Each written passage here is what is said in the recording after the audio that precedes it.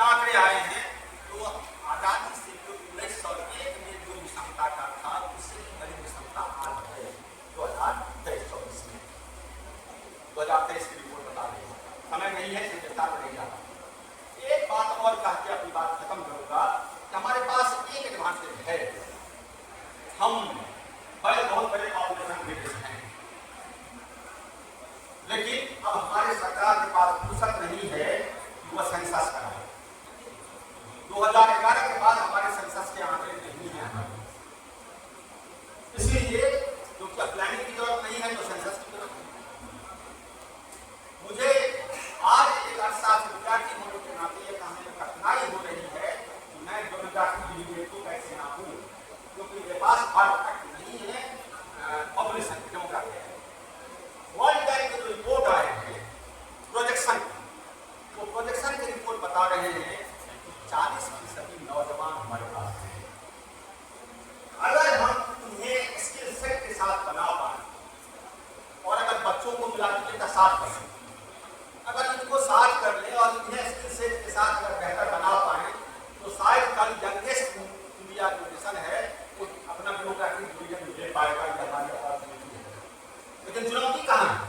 हमारे सारे जो डेवलपमेंट के जो प्रोसेस हैं वो प्रोडक्शन सेंट्रिक है।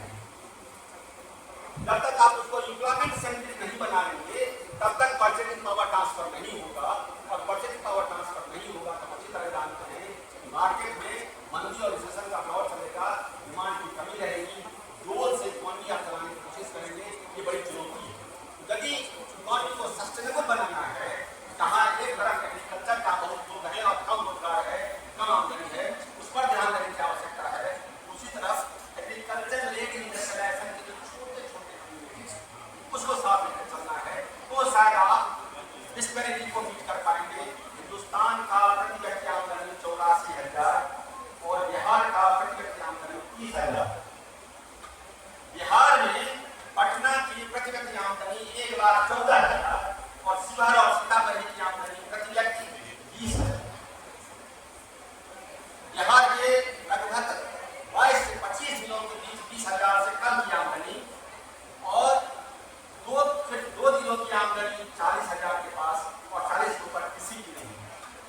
तो अगर आप इस तरह से देखें तो जो इंट्रा-रीजनल डिस्पैरिटी है वो सबसे भयानक है, और ये ग्रोथ प्रोसेस के अनइवन ग्रोथ प्रोसेस का बहुत बड़ी चुनौती है।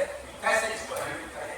अगर आप ये हैंडल कर पाएंगे, बिहार जैसे अविकसित राज्य जो निरक्षरता में सबसे ऊपर, सबसे कम साक्षर, सबसे कम आमदनी, सबसे अच्छी उपजाऊ जमीन, सबसे मेहनती लोग जो बाहर जाके दूसरे राज्यों को बेहतर बनाते हैं, अगर हम उनको समेट ले पाए, माइग्रेशन को रोक पाए, तो शायद हम बिहार को भी बेहतर कर सकते हैं। और अगर बिहार जैसे गरीब राज्य बेहतर होंगे तो हिंदुस्तान भी सस्टेनेबल